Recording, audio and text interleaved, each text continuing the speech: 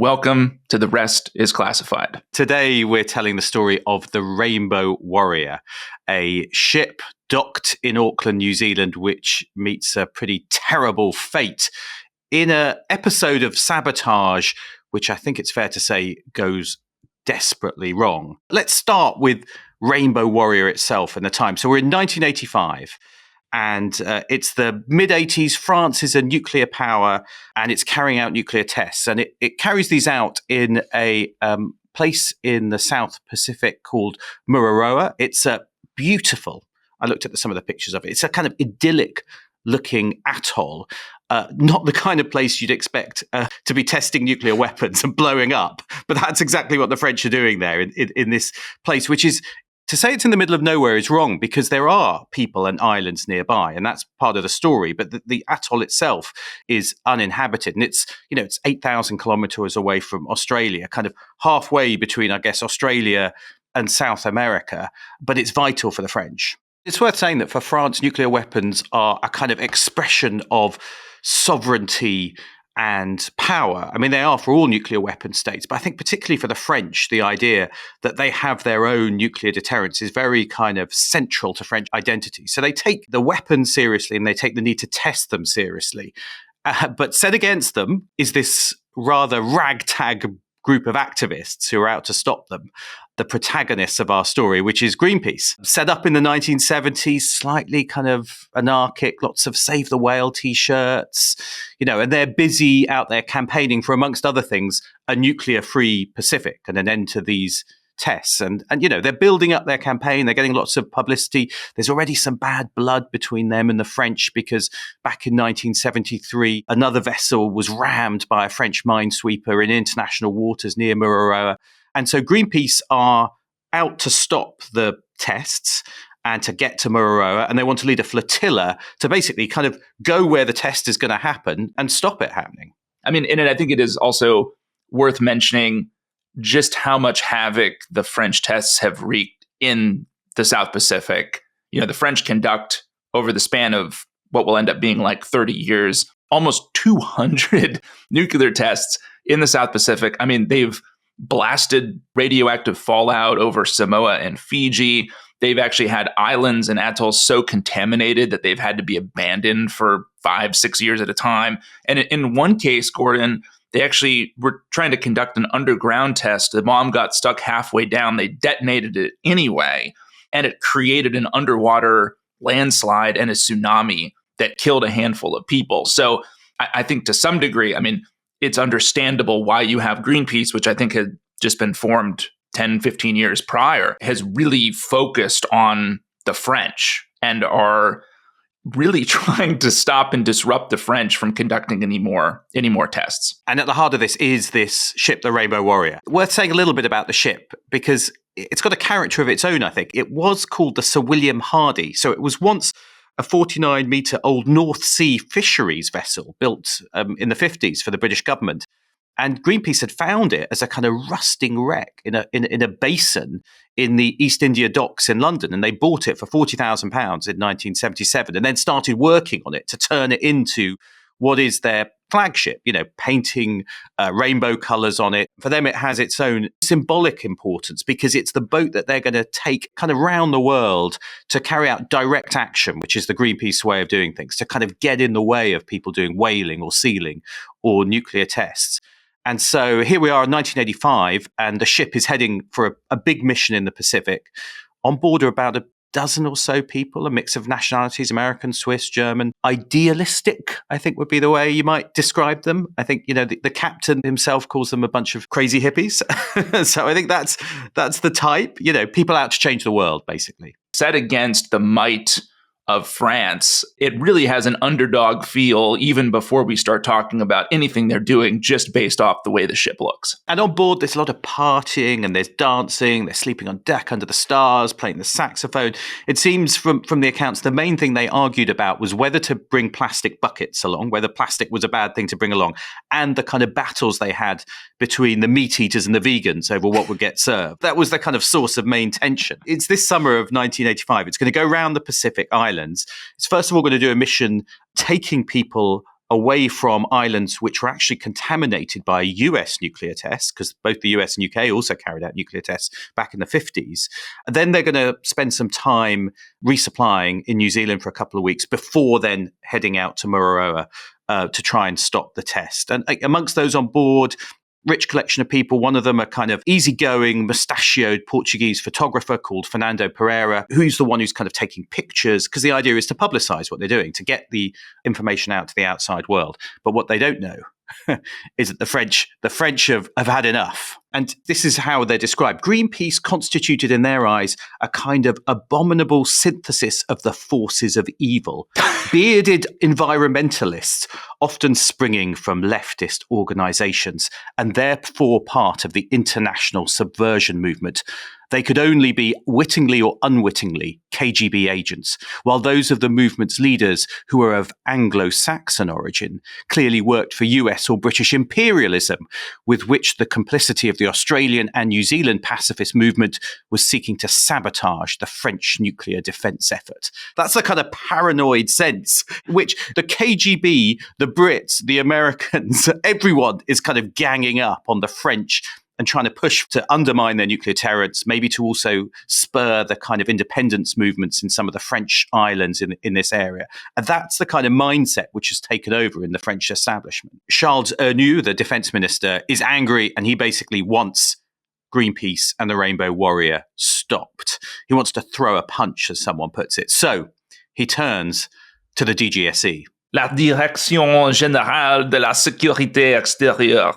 There is a piece of slang for French spies, calling them barbouz. It directly translates as bearded ones, but I think the closest equivalent in English would be like spook, but it has this kind of derogatory connotation to it, that it's somebody who is deceitful, disguised, but not particularly clever. And I think it speaks a bit to, and we'll see some elements of this in the story, the fact that in the 80s, the DGSE, which by the way is pretty new at that point, it's been constituted out of a couple other security organizations in the early 80s.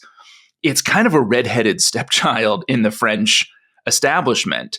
It's not particularly trusted by the political elite, and it's not seen as the place you want to go if you've graduated from one of the grandes écoles. In Paris, you don't want to be a DGSE officer. And so I think the service has, at that point, a different vibe than CIA or MI6, where I think you've got some cachet.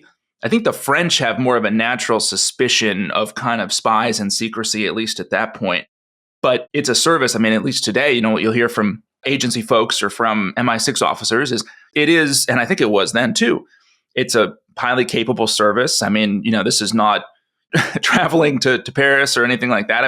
They're the kind of folks who are going to be in your hotel room, and it's a competent and well-regarded spy service. And so maybe this is a good point to introduce Jean-Luc Kister. He, at this time, I guess he's emblematic of that. He'd joined as a military cadet, age 17. So he is from that military background. His grandfather had fought in World War I and had told him about the Battle of Verdun and how he'd been gassed. And then his father had been forcibly drafted into the German army and taken prisoner at the Russian front. So kind of the military culture is part of his family, really, and his background.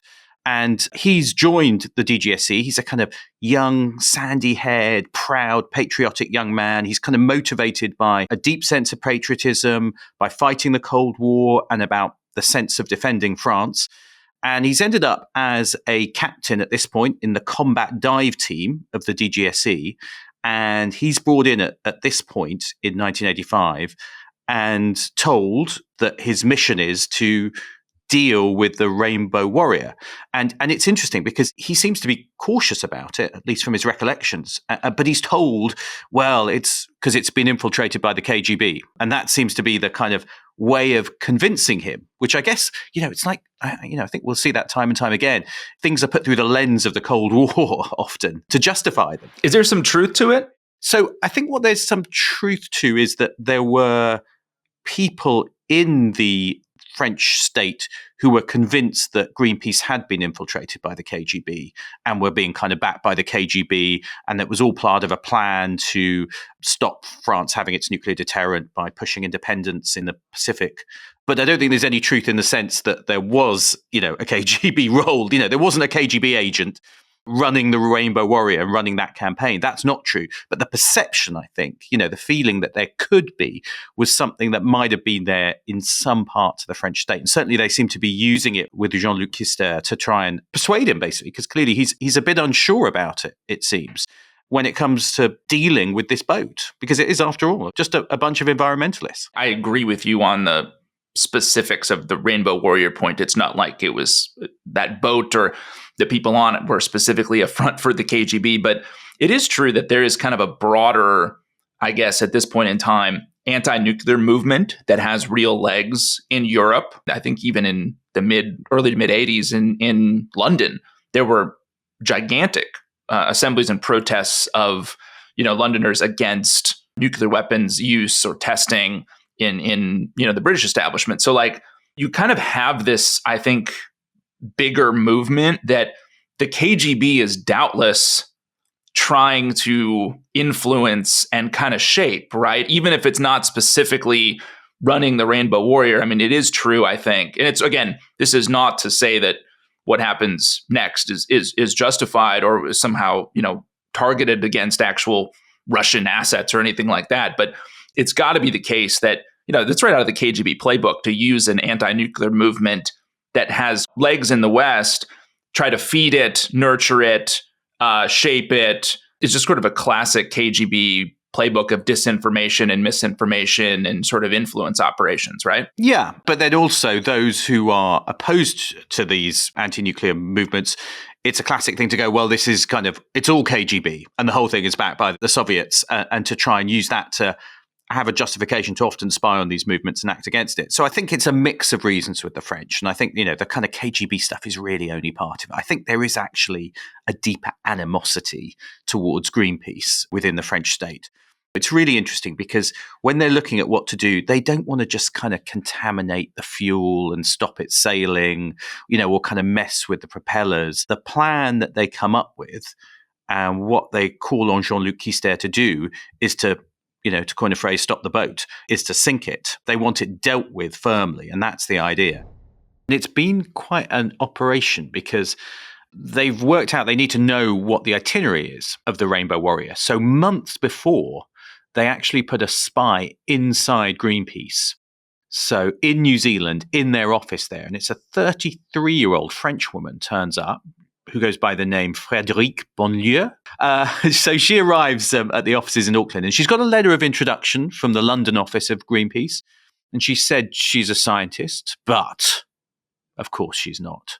She's really Christine Cabon, an undercover DGSE officer. How's that?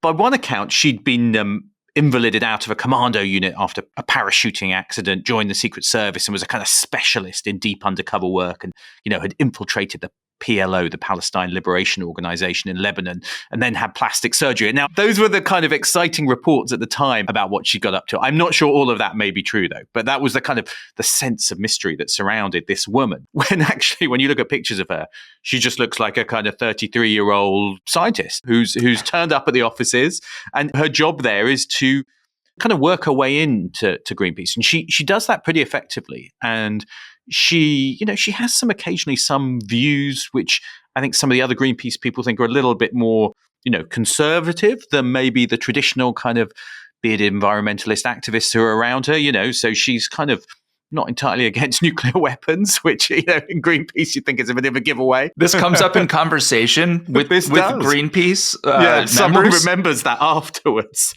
and you think, maybe she didn't quite hide her views as well as she should have done. Greenpeace counterintelligence has really dropped the ball in this story. Yeah, their security department was not on it. And she manages to avoid being photographed, which is, another telltale sign, watch out for that. and says very little about her kind of personal life and where she's from. And she hangs around in the offices a lot and kind of has the chance to kind of rifle through the drawers and the files, and is obviously collecting information there. And she also goes on some sightseeing trips up the coast of New Zealand. And what it looks like she's doing then is she's looking for spots where the undercover teams could later, kind of land and kind of carry out some of their covert action. There's an element where, in hindsight, and it's always in hindsight, you can see some of this activity is really suspicious. But she seems to be pretty effective. She gets the details, and then she leaves in May. So she's gone by the time, the boat arrives in July. She says she's going to a conference about coral reefs in Tahiti, very nice, and disappears. It means the DGSE know when the boat's coming. They know the plan for it. July it arrives, and it's supposed to be there for 2 weeks. And at this point, we also get the rest of the DGSE teams turn up. And it's worth, I think, understanding a little bit about who they are and what they do. So there's one team who are posing as a Swiss honeymooning couple, and they're there to kind of do the support, I guess. They're hiring the vans, they're going to kind of move things around, pick people up before and after the operation. And then a second team is the logistical team. Now, this is the team who are actually bringing in the explosives and bringing in the devices that are going to be used against Rainbow Warrior. And they have chartered a yacht. And it is a group of young French male DGSE officers who are going undercover on a yacht in the South Pacific. And it's fair to say that is not the worst operation you can imagine. And I think they also seem to enjoy it quite a lot. Well, they just party, don't they? For several weeks while they're conducting recon. And I guess looking back on this now with everything having been leaked, it looks absurd.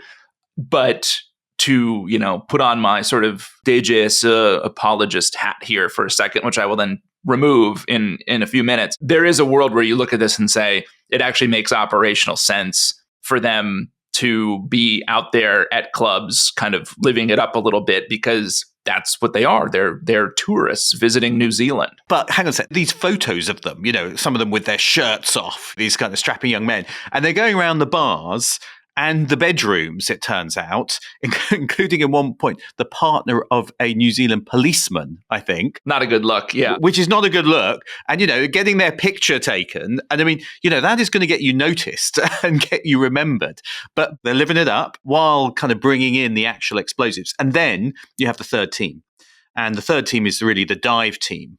And that is led by Jean-Luc Kister, who we met earlier, our military cadet from the DGSE. He's arriving, I think, 3 days before the dive is going to be taking place. And there's going to be 2 divers and then another person who's going to kind of pilot a Zodiac inflatable dinghy to carry out the actual attack. So by the evening of July 10th, everything is in place. Rainbow Warrior is there. Jean-Luc Kister and his colleagues have the explosives, having been delivered them from the party yacht, and they head out that evening for the dive.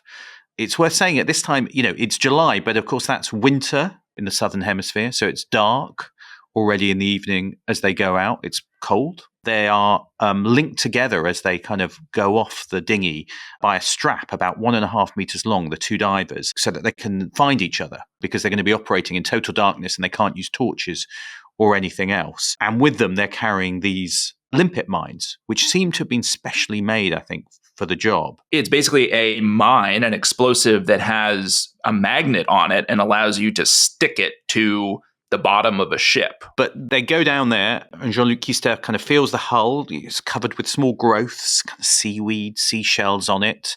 One of them holds one of the bombs. The other fixes some kind of straps to kind of clamp and attach it to the Rainbow Warrior underwater. And once they've done that, they give the other one the thumbs up and set off the timer. It's currently about 8:50 p.m. and they program it for a 3-hour delay on the timer. And then they go and place the second bomb. Now, they plan to plant the first bomb port side, but then Kister has seen that there's another ship docked just next to the Rainbow Warrior, so he decides to put it on the starboard side. And they've decided to put 2 bombs on. And the idea seems to be that they thought the first bomb would go off, anyone who was on board would evacuate, and then the second one would sink the boat with a kind of after a short delay if there was anyone on board. And so they put these 2 bombs onto the boat and swim away at that point. Now, it's interesting because on board, there'd actually been a birthday party on the Rainbow Warrior that evening for one of the team. And I mean, at one point, one of the Greenpeace team, recollect seeing something strange bobbing in the water that evening. They go and take a look, and it's a floating bag of Brussels sprouts rather than a French Navy diver. Was that a plastic bag, do you think? Or was it made out of something biodegradable? I think in those days it'd be plastic. So, there's been a party on the boat, but some of the Greenpeace, and there's about a dozen or so people normally on the boat, some of them go off into town for partying. Others go to bed. The divers have left. And so then 3 hours later, just before midnight, so at about 11:48, 11:49, the captain is woken by this enormous bang. And his initial instinct is that they've hit something. He thinks they're at sea or, something's happened and they've collided. And he looks out of the porthole and he sees that they're actually still at the dock and kind of goes, well, what's going on? Goes out into the corridor and 10 meters down the hall from him is the engine room. And he can already see water pouring into the engine room. And it's filling up. And it's actually hissing because the water that's coming into the engine room is hitting the kind of hot engine. And it's like the sound of an angry steam bath, someone says. And what's happened is a hole about 2 meters by 3 meters has been blown on the starboard side of the engine room. And I think what's notable is it's a bigger hole than had been expected by that bomb. They didn't test it. Is that right? Well, if they did test it, something different happened when they used it on the Rainbow Warrior. Now, because there's some reports claiming they'd run some tests of the dive, but perhaps they hadn't tested this exact bomb or against the hull of the Rainbow Warrior. But whatever it is, it was a more dramatic explosion than they expected, and shrapnel rips through the upper decks. And already things are kind of not going quite as they expected. And no one had been in the engine room or the upper decks when it went off.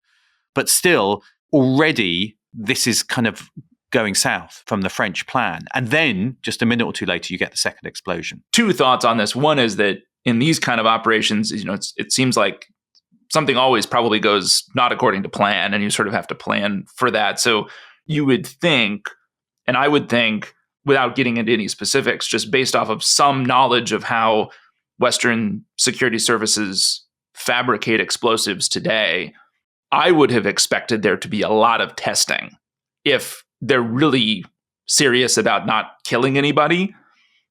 And it doesn't seem like they did that. No, I mean, Kister suggests that they hadn't really tested the bombs in that kind of environment. And that is one of the problems. And they don't seem to have accounted for the fact they hadn't left long between the 2 bombs. By some accounts, it's just a minute, for people who had been on board to get off. I mean, that seems, in the chaos of what was happening, a pretty implausible amount of time, for someone to wake up, work out what's going on and get off. I mean, maybe, but not guaranteed. And so some people are still on the boat. But then the second bomb goes off and the whole boat kind of jumps up at this second point. He shouts, "Abandon ship." But it's dark and the people who are still on there are kind of throwing on their clothes. No one's kind of really knows what's going on. And the boat is already starting to list and starting to kind of move onto its side. And it's sinking much faster than expected. Part of the idea of sinking it in the dock had been that it wouldn't completely sink. It's not like sinking it out in the ocean where people won't be able to get off. The French have thought about this a bit because they've thought, we'll do it in the dock so we can sink the boat, but it'll kind of go halfway down.